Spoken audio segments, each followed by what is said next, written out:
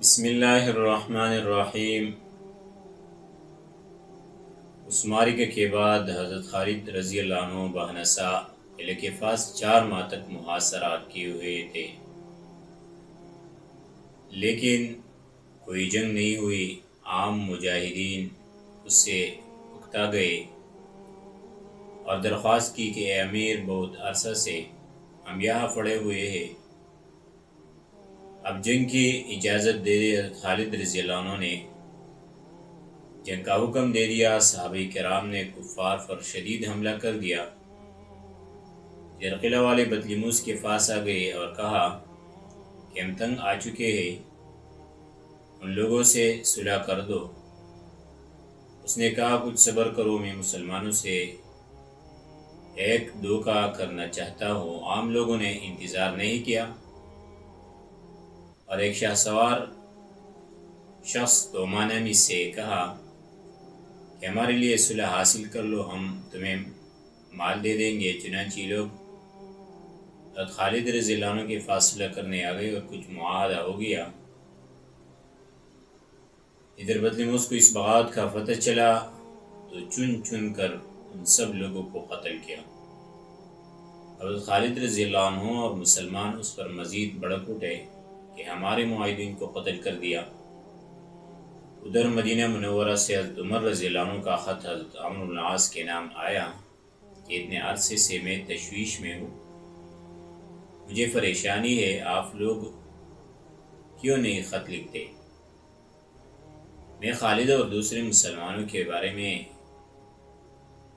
پریشانی میں ہوں، آپ صرف فتح کے خط لکھنے پر اکتفا نہ کریں بلکہ ہر موقع پر مجھے اطلاع دیا کرے، اگر مزید کمک کی ضرورت ہو تو مجھے اطلاع کرے۔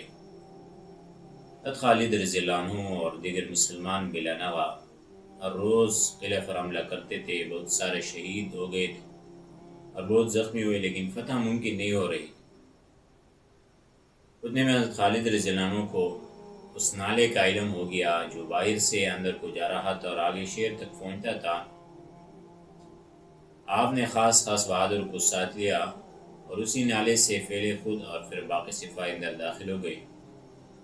یہ اتنا تنگ راستہ تھا کہ قمیص کو اتارنا پڑتا تھا اور تلوار بھی باہر چھوڑ کر جب اندر داخل ہونا پڑتا تھا تو پھر اپنے ساتھی سے تلوار مانگ کر اندر لے جانا پڑتی تھی۔ حضرت عبد الرحمن، حضرت زرار ابن عمر، فضل بن عباس، مقداد بن اسود اور دوسرے مشہور کمانڈر اندر اکٹھے ہو گئے۔ وہاں کے چوکیداروں کو قتل کر کے قلعہ کا دروازہ کھول دیا۔ محرم باہر سے مسلمان بھی اندر کود پڑے اور برج پر متعین لوگوں کو بھی مسلمان نے قتل کر دیا،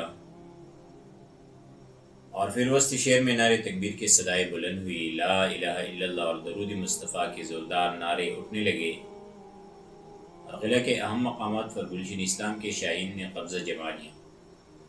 جب بطلیموس کو معلوم ہوا کہ مسلمان اندر داخل ہوئے تو وہ اپنے گلے میں ایک لمبا کپڑا ڈال کر امن دو امن دو کے نعرے لگاتا۔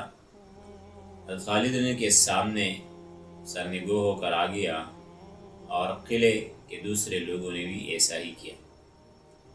حضرت خالد نے فرمایا کہ غدار، تجھے امان نہیں دیا جائے گا۔ آپ نے بطلیموس کو قید کر لیا اور پھر کفار کو مارنا شروع کر دیا، لیکن عام مسلمانوں نے اور خاص کر دیاز نے فرمایا کہ ابھی عام لوگ ہیں، ان کو معاف کرنا چاہیے۔ خالد کی رائے یہ نہ تھی کہ لیکن عام مسلمانوں کی وجہ سے آپ نے تلوار روک لی، اور دیاز نے بطلیموس کے ساتھ 1,00,000 دینار خالص سونے کی اور 1,00,000 اوقیہ چاندی اور 10,000 اوسق گندم اور جو اور آئندہ سال سے جزیہ ادا کرنے پر صلح کی۔ خالد نے پھر بھی مطمئن نہیں تھے۔ اس سلسلے میں عمرو بن العاص کی رائے بھی معلوم کی گئی۔